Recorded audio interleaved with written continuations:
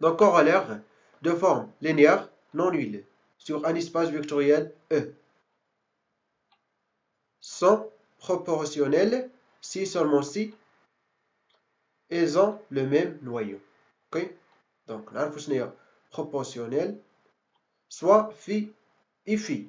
Ça phi minuscule et ça phi majuscule appartenant à E étoile moins 0. Supposons que cœur de phi égale cœur de phi égale à h, bien sûr, petite phi et grande phi. Soit v n'appartient pas à h. Donc, phi de v et phi de v ne sont pas nuls. Posons alpha égale phi de v sur phi de v. Sur, petite phi de v et grande petite phi de v. Et montre que phi égale à alpha fois phi. Ok? Fois grande phi. Soit x appartenant à E, d'après la proposition précédente, E égale H plus KV. Donc x s'écrit x égale à y plus lambda V, avec y appartenant à H, et lambda appartenant à K. D'où phi de x égale phi de y plus lambda phi de V, égale à bien sûr lambda fois phi de V. Ok? Parce que phi de y donc égale à 0. Donc égale lambda fois alpha fois phi de v, grande phi de v. Donc égale alpha fois phi de y plus lambda fois phi de v. Et bien sûr, ça égale alpha fois phi de x, grande phi de x. Donc phi et phi sont proportionnels. Ok? Donc proportionnel, c'est-à-dire quoi? Phi égale alpha phi, grande phi, avec bien sûr alpha est un scalaire. Bien. Et la réciproque est immédiate, donc très facile, parce que ici, bien sûr, il est proportionnel. Alors directement, on déduit que les deux formes linéaires sont de même noyau. Ok? Bien.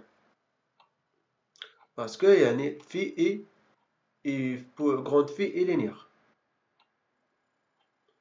Donc troisième partie, base duel. Donc soit E un espace vectoriel de dimension finie, n supérieur ou égal à 1. Proposition. Soit B égale à EJ avec J égale à 1 jusqu'à n, une base de E, la famille des formes coordonnées B étoile égale à E I étoile et allant de 1 à n est une base de l'espace duel E étoile, appelée base duel de B, de pli pour toute IJ appartenant à 1 n, c'est-à-dire I égale à 1, 2 jusqu'à n et J aussi égale à 1, 2 jusqu'à n. Ok?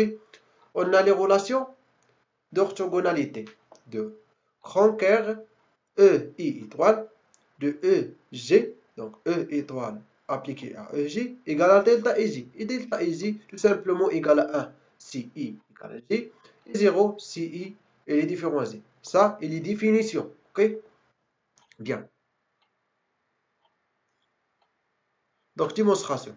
Par définition, E étoile de E vers K. Bien sûr, E étoile est une application linéaire de E vers K. Okay? X égale la somme J égale à 1 jusqu'à n de lambda J EJ associé à EJ étoile de X. Donc, bien sûr, égale à lambda I. Par définition, parce qu'on a ici E étoile appliqué à EJ égale à delta EJ. Bien sûr, égale à 1 si I égale à J et 0 sinon. Ok?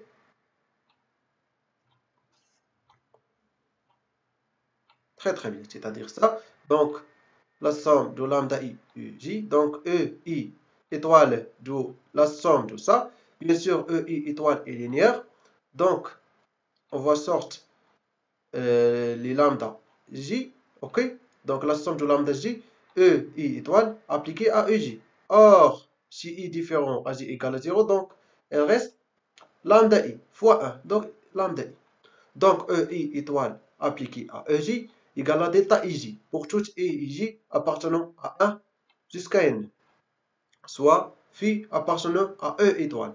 Et considérons la forme linéaire phi égale la somme égale à 1 jusqu'à n, phi de EI, I étoile pour toute J appartenant à 1 jusqu'à n. On a phi de EJ égale la somme est égale à 1 jusqu'à n de phi de EI étoile de EJ. Donc, égale la somme est égale à 1 jusqu'à n de phi de EI delta EJ. Et bien sûr, égale à phi de EJ.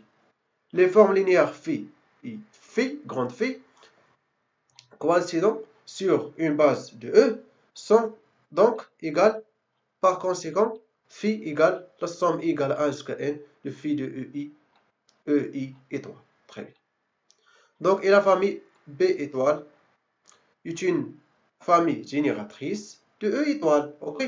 Comme dimension de E étoile égale à dimension de E égale à n, la base E étoile est une base de E étoile. Tout simplement. C'est-à-dire base, donc, soit génératrice et libre, soit génératrice et dimension égale à quart de la base, bien sûr, O de famille B étoile, donc bien sûr, le quart de B étoile égale à n, égale à la dimension de E, la dimension de E égale à la dimension de E étoile, donc on déduit directement que B étoile est une base de E étoile.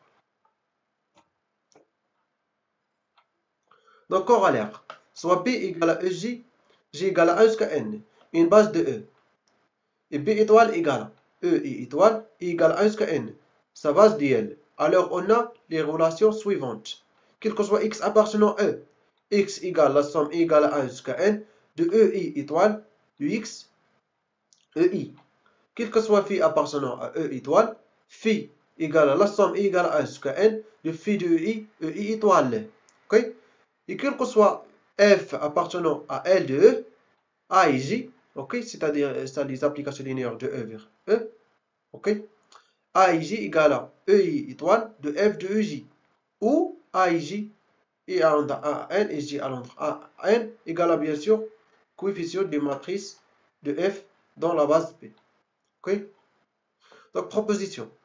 Première propriété, si phi est une forme linéaire non nulle sur E, il existe un vecteur x appartenant à E non nul tel que phi de x égale à quoi? Égale à 1. Ok?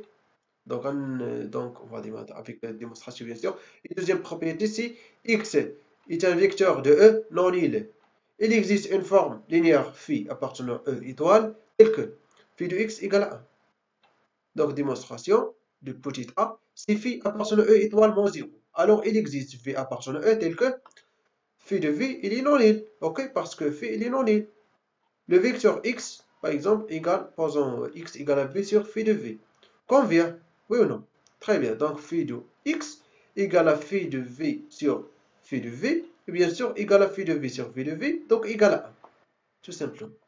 Et démonstration de deuxième b. De petite b, pardon. Si x égale la somme égale à 1 jusqu'à n de xi fois ei appartenant à E et non nul. Alors, il existe i0 appartenant à 1 jusqu'à n tel que EI0 étoile de x égale à AI0, XI0, il est différent à 0. Ok? La forme linéaire phi égale à 1 sur EI0 étoile de x fois EI0 étoile convient. Ok? Très bien.